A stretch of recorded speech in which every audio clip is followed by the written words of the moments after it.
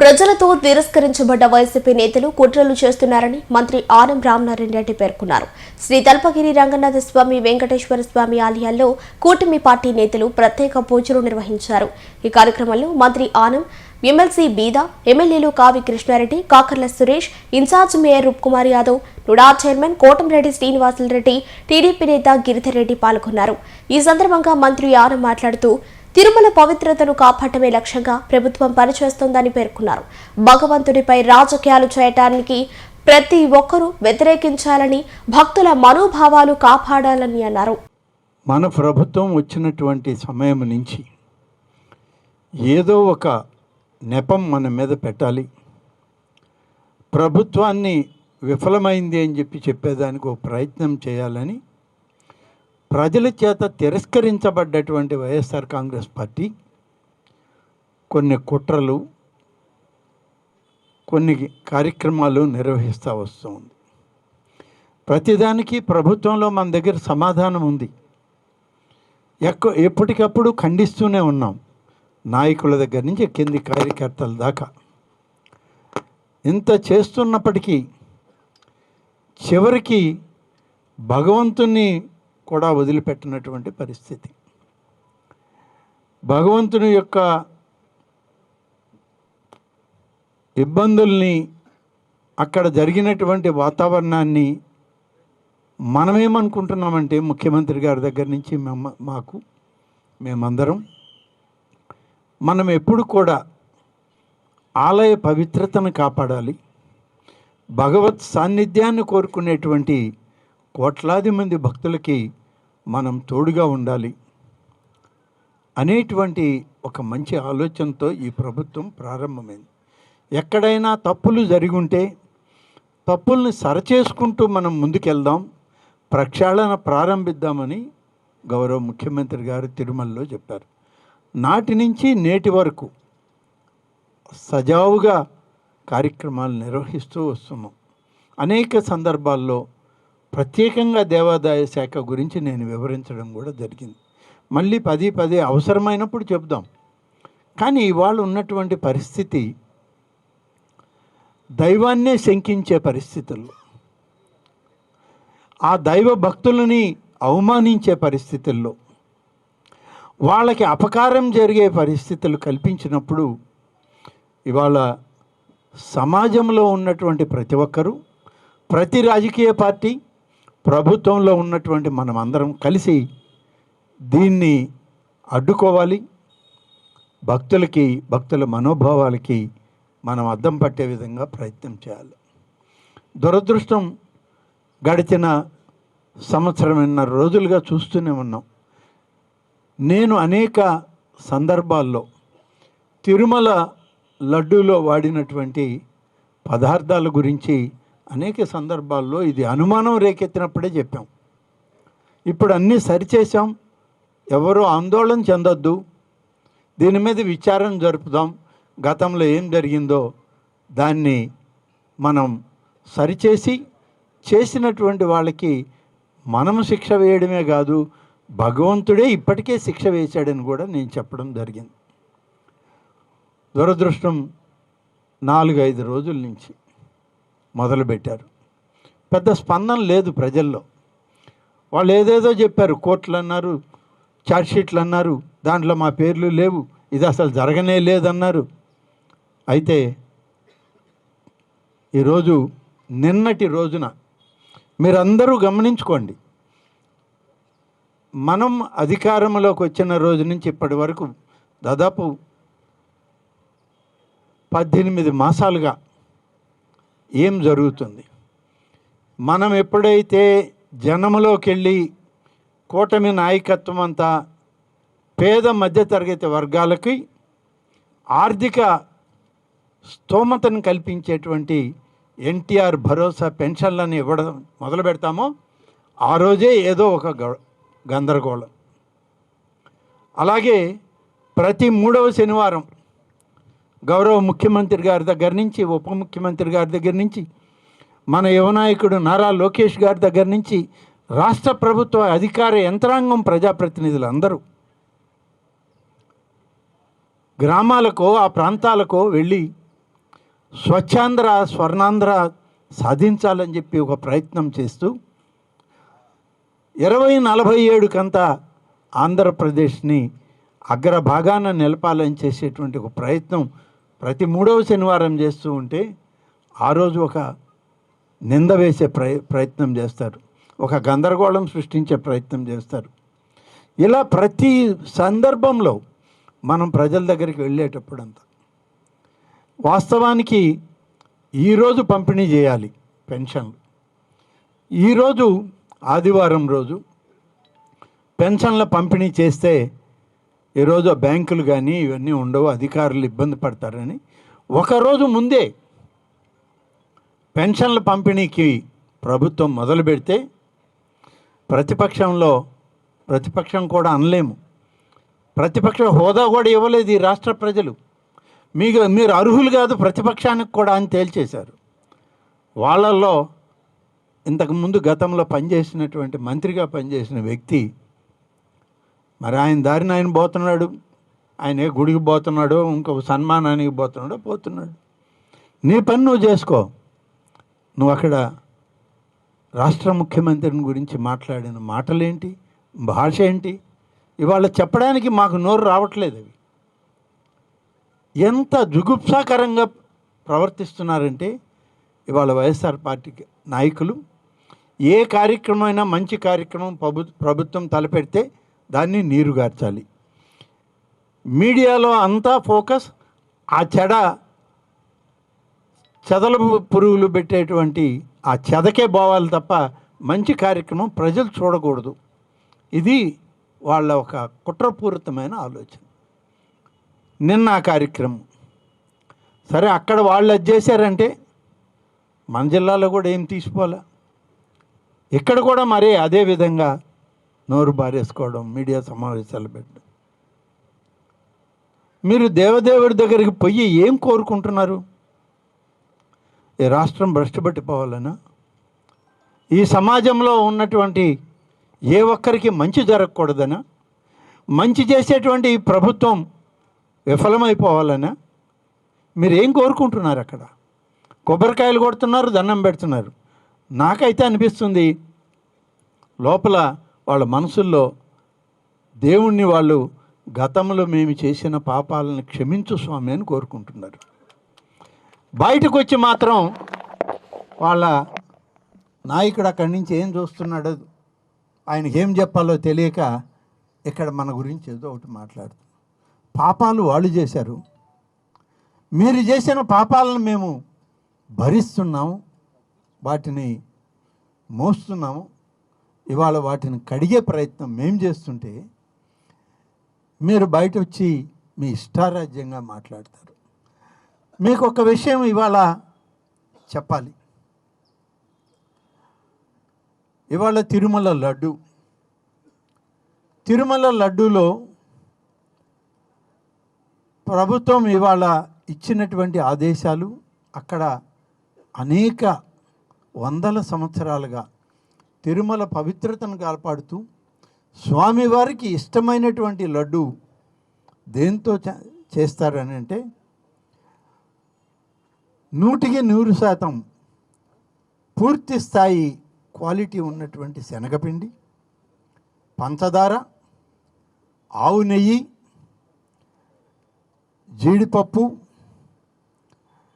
ఏలుకలు, అలాగే పచ్చకర్పూరం, వీటన్నిటితో కలిపి లడ్డు తయారు చేస్తారు. బహుశా లడ్డు తిరుమల లడ్డే ఇవాళ మీ అందరికి ఇచ్చింది కూడా. ఎవరికైనా రాకుంటే ఇప్పుడు మళ్ళీ కూడా ఇస్తారు. ఇది తిరుమల లడ్డు యొక్క పవిత్రత. ఇది మనం సృష్టించింది కాదు, మనం చెప్పింది కాదు. ఇది అనాదిగా వస్తున్నటువంటి పవిత్రమైనటువంటి స్వామివారి ప్రసాదం. 5 సంవత్సరాల్లో 3.5 సంవత్సరం తిరుమల లడ్డూలో అది సరైనటువంటిది కాదు. లడ్డూలో అన్ని రకాలుగా వాడకూడనటువంటి వస్తువులన్నీ వాడారని చెప్పి నేను ఏ సంస్థలు చెప్పాయో అది కూడా చెప్తాను. వాటిల్లో కలుషితమైనటువంటి లడ్డు తయారు చేసింది 3.5 సంవత్సరాల కాలంలో కెమికల్స్ మిక్స్ చేసినటువంటి ఆయిల్స్తో తయారు చేశారు. బెటా కరోటిని, తర్వాత acetic acid ester, lactic acid, monoglyceride, Myvacet soft 400,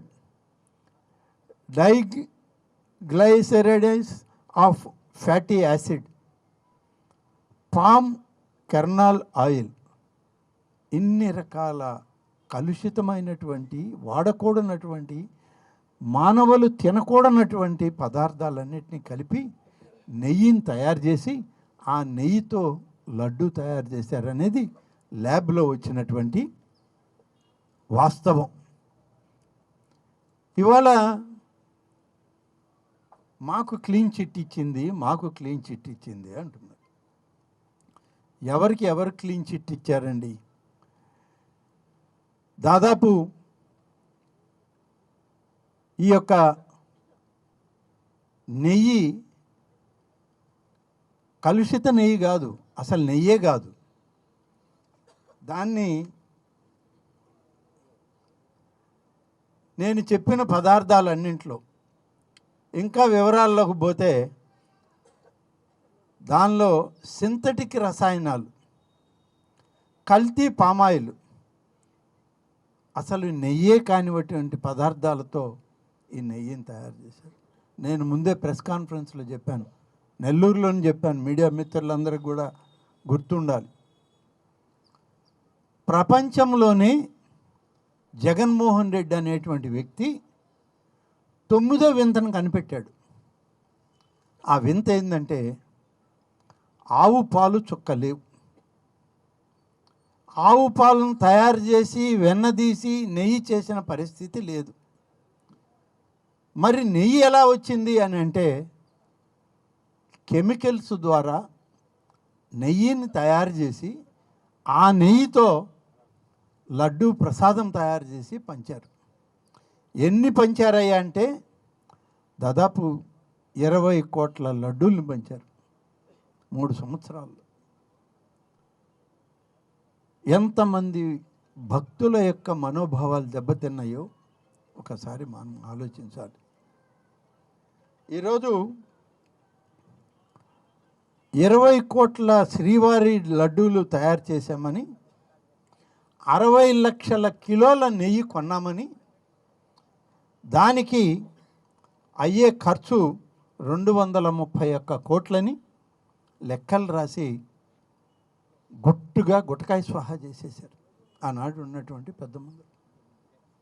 లడ్డూలు, కల్తీ లడ్డూలు జనానికి పెట్టారు. కల్తీ లడ్డూలో వచ్చినటువంటి డబ్బు మొత్తం వీళ్ళు తినేశారు. ఇవాళ అంటూ ఉన్నారు మాకు క్లీన్ చిట్ ఉంది, కల్తీ లేదు, మేము స్వచ్ఛమైన నెయ్యిని పంచామని.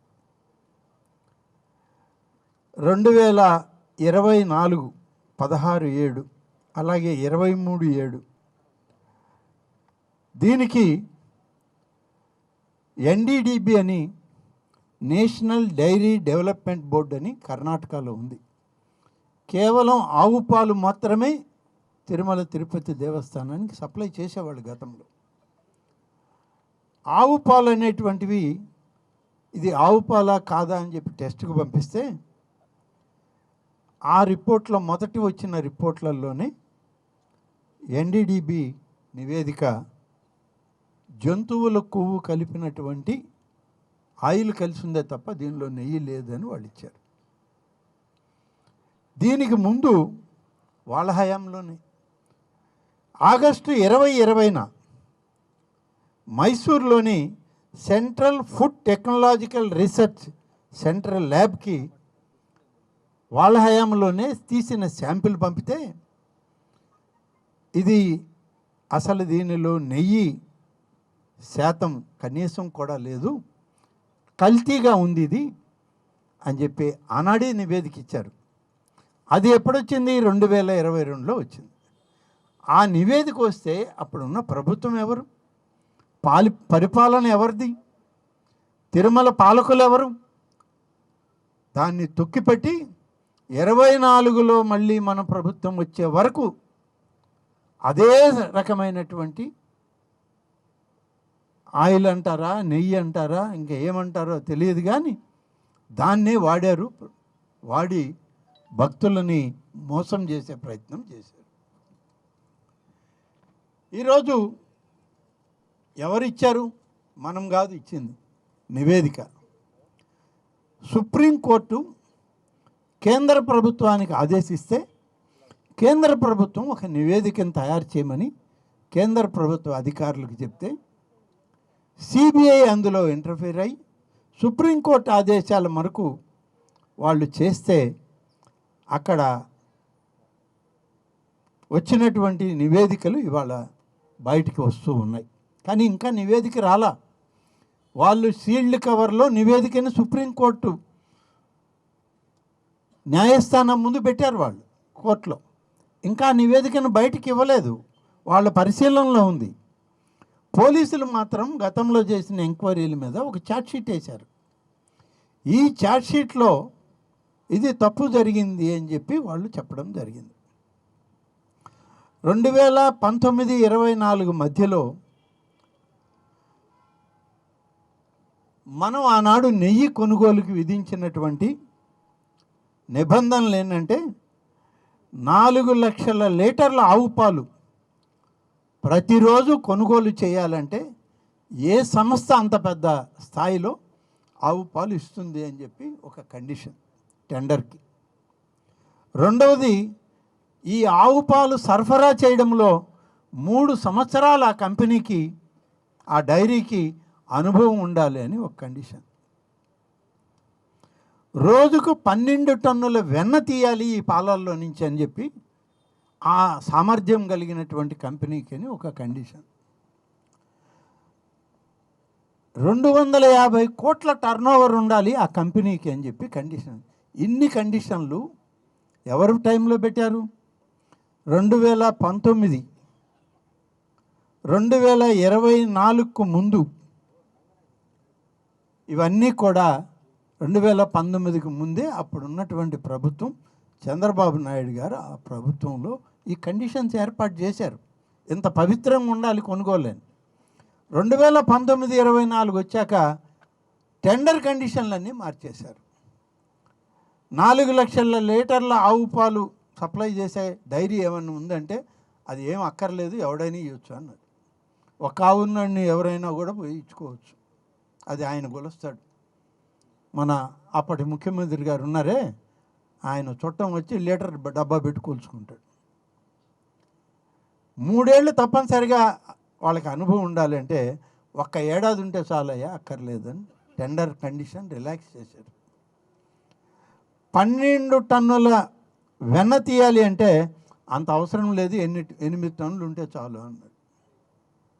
250 కోట్ల టర్నోవర్ ఉండాలంటే అవసరం లేదు, ఎందుకు 150 కోట్లు ఉంటే చాలు. టెండర్ కండిషన్లు అన్నీ వైలేట్ చేశారు. ఎవరి కోసరం? తమకు ఎవరైతే కల్తీ ప్రోడక్ట్ని, అసలు నెయ్యి లేని దగ్గర నెయ్యిని సృష్టించగలిగినటువంటి భోలే బాబా అనేటువంటి ఒక దగాకోరు సంస్థకి టెండర్ ఇవ్వడానికి పనిచేశారు. ఈ భోలే బాబా ఎవడో, వాడికి 4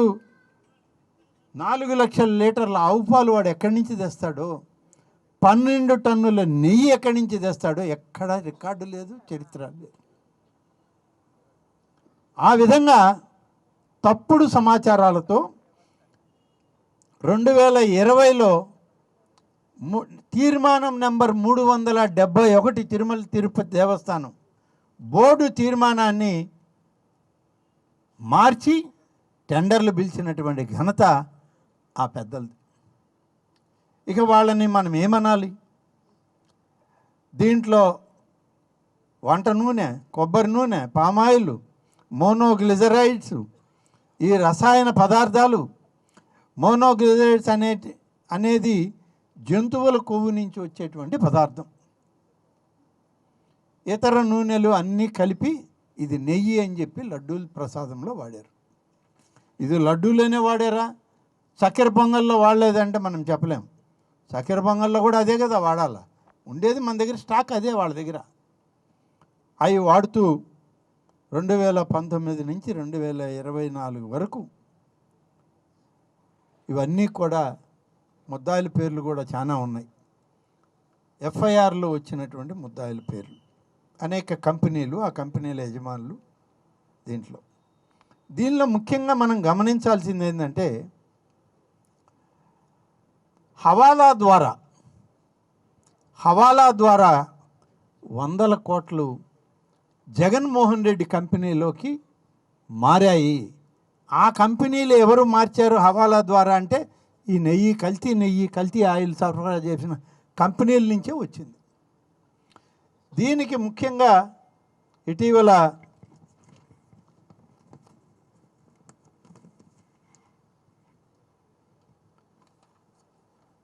దీనిలో సరఫరా చేసిన వాళ్ళు వైష్ణవి డైరీ, భోలే బాబా, ఇలాంటి వాళ్ళు అందరూ ఈ భోలే బాబాకి సబ్సిడీ డైరీల కింద వాళ్ళు సరఫరాలు ఇచ్చారు.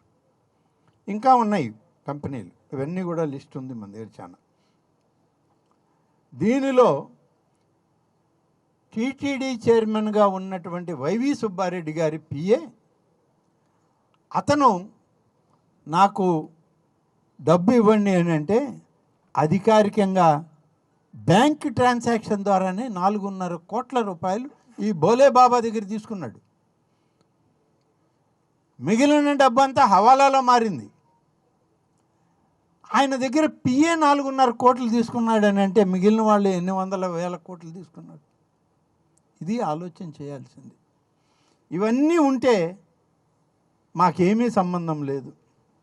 అలాగే ఒక హవాలా ఏజెంట్ ద్వారా విజయవాడలో 12,55,00,000 రూపాయలు జగన్మోహన్ రెడ్డి కంపెనీల్లోకి హవాలా ద్వారా డబ్బులు మారాయని ఇవాళ ఎంక్వైరీలో తేలిని. ఇవన్నీ బయట పెట్టుకోవడానికి వాళ్ళు ఏ విధమైనటువంటి మార్గాలు లేక తప్పుడు సమాచారాన్ని ప్రజలకి మీడియా ద్వారా సమాజానికి తెలియజేయడానికి ఒక దుర్మార్గమైనటువంటి కుట్రబన్ని కూటమి నాయకత్వం మీద, చంద్రబాబు నాయుడు గారి ప్రభుత్వం మీద, చంద్రబాబు గారి మీద నిందలు మోపడానికి ఒక ప్రయత్నం చేస్తూ ఉన్నారు. దాదాపుగా ఈరోజు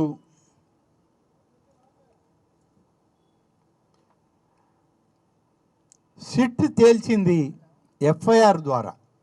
సిట్ ఒరిజినల్ రిపోర్ట్ సుప్రీంకోర్టులో ఉంది, ఇంకా బయట రాలా. అక్కడ ఉన్నటువంటి నిఘా సంస్థలు ఇచ్చినటువంటి ఫస్ట్ ఇన్ఫర్మేషన్ రిపోర్ట్ ఎఫ్ఐఆర్ ఏదైతే రికార్డ్ చేశారో ఆ ఎఫ్ఐఆర్లో ఇది 240 కోట్ల అవినీతి జరిగినట్టు వాళ్ళు నిర్ధారించారు. అనేక సంస్థలు, దీన్ని ప్రయోగాలు చేసే సంస్థలు, కేంద్ర ప్రభుత్వ అధీనంలో ఉన్న ఎన్డీడీబీ, కేంద్ర ప్రభుత్వ అధీనంలో ఉన్న సిఎఫ్టిఆర్ఐ, వీళ్ళందరినీ కూడా అడిగితే అన్నీ కల్తీయే ఉంది అని చెప్పి రిపోర్ట్లు ఇచ్చారు. ఇది నేను ఇచ్చింది కాదు, లేకుంటే చంద్రబాబు నాయుడు సొంతంగా ఇచ్చింది కాదు. ఇది ఈ విధమైనటువంటి పరిస్థితులు వచ్చేటప్పటికీ ఏమి చెప్పాలి, ఏం చేయాలనేటువంటి ఆలోచన లేకుండా కేవలం నేను చెప్పిన ప్రకారం టెండర్ షెడ్యూల్స్, నిబంధనలు మార్చి ఈరోజు ఇటువంటి కార్యక్రమం చేసింది వీళ్ళు. చేసి ఇవాళ ఆ బురదను మనందరికీ బుయ్యాలని ప్రయత్నం చేస్తూ ఉన్నారు. ఇవన్నీ కూడా మార్చింది మీరే కదా, టెండర్లు మార్చింది మీరు. టెండర్లలో మీరు అవతల వాళ్ళకి అసలు సరఫరా చేయడానికి అవకాశం లేని వాళ్ళకి అవకాశం ఇచ్చింది మీరు. కాబట్టి దీనికి జవాబు చెప్పుకోవాల్సిన బాధ్యత కూడా ఇవాళ ప్రతిపక్షం కానటువంటి ప్రతిపక్ష పార్టీదే. ఆ పార్టీ నాయకుడు జగన్మోహన్ రెడ్డి చెప్పాలి. ఈ ఉత్తగుంటల్లో చేపలు దేవాళ్ళు అందరూ వచ్చి మేము అది ఇది అని మాట్లాడితే ఎవడు చెప్తాడు మీకు? సన్నాసులాలా మీరు చేసిన దరిద్రం ఇంత ఉంది. ఇదంతా చెప్పాలంటే ఇంకొక గంట అయినా చెప్పచ్చు మీకు. ఇప్పటికే 4 సార్లు 5 సార్లు చెప్పిన మీకు ఎక్కకపోతే మేము ఎక్కడ చావాలరా బాబు? ప్రతి ఒక్కడు వస్తాడు, ఒకడు మాట్లాడతాడు, ఇంకొకడు వస్తాడు, ఒక బూతులు మాట్లాడు, ఇంకొకడు వస్తాడు సర్వనాశనం కావాలి. ఎవరు కావాలి? 20 కోట్ల లడ్డూలు తయారు చేసి మీరు జనం మీదకి ఇచ్చి, జనంకి ఎవరికి ఏమైందో తెలియని పరిస్థితి ఈ దేశంలో. ఆ తిన్నవాళ్ళు ఏమయ్యారో తెలియదు, జనాభా లెక్కల్లో ఉన్నారా పోయారో కూడా తెలియని పరిస్థితి మాకు. ఈ పరిస్థితి ఇలా ఉంటే మీరు అది మీరు ఇది అంటే ఏమది ఇది చెప్పండి. ఆయన పిఏ ఎవరయ్యా అంటే చిన్నప్ప. ఈ చిన్నప్ప ఎవరయ్యా అంటే అధ్యక్షుడికి పిఏ, టీటీడీ అధ్యక్షుడికి పిఏ. ఆ పిఏకే 4.5 కోట్లు వచ్చింది. ఆయన ఒక కండిషన్ కూడా పెట్టాడయో, అది కూడా చెప్పాలి కదా మీకు. లీటర్కి 25 రూపాయలు నాకు ఇవ్వాలన్నా అంట. ఇది తీసుకోవడానికి, ఈ కల్తీ సరుకు తీసుకోవడానికి చిన్నప్ప ఇచ్చిన స్టేట్మెంట్లో కల్తీకి లీటర్కి 25 రూపాయలు నాకు లంచం ఇస్తే మీ బిల్లులు పాస్ చేయిస్తానని చెప్పి చైర్మన్ గారు పిఏ చెప్పాడు. అతనికి ఆ స్థాయి ఉందయ్యా? ఉంటుందా ఎక్కడైనా చైర్మన్ పిఏకి? ఎవరి కోసం దండేరు ఈ డబ్బు? ఎవరిని ఇవాళ మోసం చేయడానికి ప్రయత్నం చేస్తున్నాడు ఈ చిన్నప్ప? ఇవన్నీ ఎవరయ్యా బాబు అని అంటే సమాధానాలు చెప్పరు. ప్రతి దానిలో యానిమల్ ఫ్యాట్ ఉంది, వెజిటబుల్ ఆయిల్స్ కలిసి ఉన్నాయని ఎన్డీడీబీ ఇచ్చింది, ఎన్ఎఫ్ఆర్టీఐ ఇచ్చింది, సిట్లో పేర్కొన్నారు. ఇంకా చార్ట్ షీట్లో ఉన్నటువంటి దానిలో చాలా క్లియర్గా ఇచ్చారు. ఎక్కడ కూడా కల్తీ జరగలేదని వాళ్ళు రాయలే. వాళ్ళు రకరకాల జంతువుల ఆయిల్స్ అని, జంతువుల కొవ్వు అని, లేకుంటే వెజిటబుల్ ఆయిల్స్ అని రకరకాల పేర్లు రాసి ఇవన్నీ కలిసి ఉన్నాయి అన్నారు. నెయ్యి శాతం ఎంత ఉంది అంటే ఇంత కూడా లేదని చెప్పారు. ఇంత కూడా నెయ్యి శాతం లేనటువంటి నెయ్యిని తయారు చేసిన జగన్మోహన్ రెడ్డిని, ఆయన కింద ఉన్నటువంటి తాబేదారుల్ని ఏమనాలయ్యా? 9వ వింత కనుక్కున్నటువంటి మహాపురుషులని చెప్పాలనా పర్లేదా? అసలు ప్రపంచంలో ఎక్కడా కూడా నెయ్యి ఈ విధంగా తయారు చేయొచ్చని ఎవరికి తెలియదంటే వీళ్ళే కనుక్కున్నారు ఫార్ములా. ఇవాళ ప్రపంచ దేశాలు ఎదురు చూస్తుండే, చాలా పెద్ద ఫార్ములా కనుక్కున్నారు. మనం ఎందుకయ్యా ఆవులను పెంచడం, పాలు తీయడం, చిలకడం, దాన్ని అంతా మళ్ళీ వెన్న తీయడం, కరగబెట్టడం, ఇదంతా ఈ చిన్నటి ప్రయోగం చేస్తే లక్షల టన్నుల్లో నెయ్యి వస్తుంటే ప్రపంచమంతా మనమే అమ్మొచ్చు అని చెప్పి చాలా దేశాల్లో సైంటిస్టులు ఎదురు చూస్తున్నారు. ఈ ఫార్ములా అమ్ముతాడేమో జగన్మోహన్ రెడ్డి కొందామని. ఆ ఫార్ములా నేను ఎక్కడ పెట్టాను మర్చిపోయానన్నాడంట ఆయన. కానీ ఏం చేద్దాం చెప్పండి? ఇంత దౌర్భాగ్యమైనటువంటి పరిస్థితుల్లో మీరుండి మీరు బూతులు మాట్లాడతారు. బూతులు మాట్లాడుతూ నిన్న అన్నా, కానీ నేను మళ్ళీ చెప్పడానికి నాకు ఇష్టంలే. నిన్ననే మీడియాలో వచ్చింది. మేము అడిగితే నువ్వు ఎక్కడ పెట్టుకుంటావు తల? నీ అమ్మ మొగుడు ఎవరంటే ఏం చెప్తావు? ఎవరు? నువ్వేం చెప్తావు? నీ భాష అదా? రాజకీయాల్లో ఉన్నావు, శాసనసభ్యుడిగా పనిచేసావు, మంత్రిగా పనిచేసావు. ఇంత నీచంగా రాజకీయాల్లో మాట్లాడడానికి ముందుకు వచ్చావా? నిన్ను అడిగితే నువ్వేం చేస్తావు? మీరు అన్నారు, ఇంకొక పెద్ద మనిషి అన్నాడు సర్వనాశనం అయిపోవాలని. అట్లాగే మేము అంటే మిమ్మల్ని, నువ్వు కూడా నీ కుటుంబంతో సహా సర్వనాశనం అయిపోవాలంటే అనొచ్చా మేము ఆ మాట? రాజకీయాల్లో ఇదే భాష మనం వాడాల్సింది? ఇంత జుగుప్సాకరంగా మీరు రాజకీయాలు చేయాలి అనుకుంటే అది బహుశా ఈ సభ్య సమాజం ఆమోదించదు. ఇంకా 10 సంవత్సరాల తర్వాత కూడా మీరు అధికారంలోకి రావాలనే ప్రయత్నం కొనసాగదు. 2,20,00,000 జనాభా కార్యకర్తలు సభ్యత్వం కలిగినటువంటి తెలుగుదేశం పార్టీని, పార్టీలో ఉన్నటువంటి 2 కోట్ల మంది ఒక్క నిమిషం నిలబడి గోవిందా అన్నారంటే అసలు ఎక్కడ కొట్టుకుపోద్దో, సప్త సముద్రాల అవతల పడద్ది నీవు నీ నాయకత్వం అని చెప్పి ఈ సందర్భంగా చెప్పాలి. ఏం మాట్లాడతారు, ఏం చేస్తున్నారు మీరు? ఇప్పటికి కూడా మీకు జ్ఞానం కలగడంలే.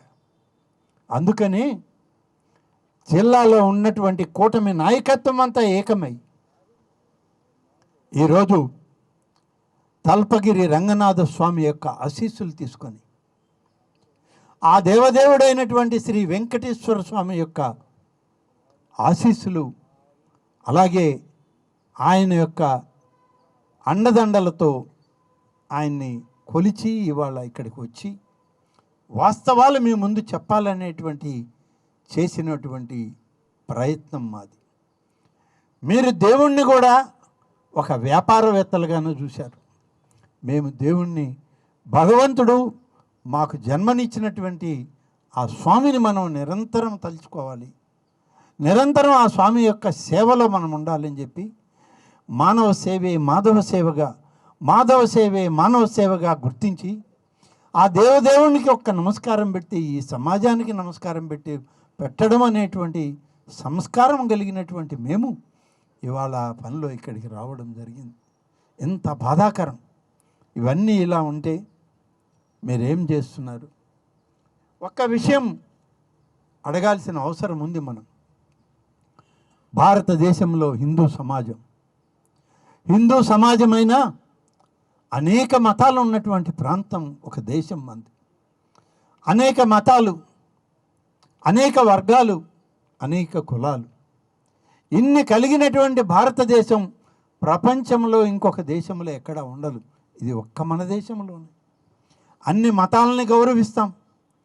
ఏ మత ప్రవక్తల దగ్గరికి వెళ్ళినా, మత పెద్దల దగ్గరికి వెళ్ళినా, ఆలయాలకు వెళ్ళినా, చర్చిలకు వెళ్ళినా, మసీదులకు వెళ్ళినా, దర్గాలకు వెళ్ళినా వాళ్ళ సాంప్రదాయాల ప్రకారం మనం పూజా కార్యక్రమాలు చేసుకొని ఆశీస్సులు తీసుకుంటాం.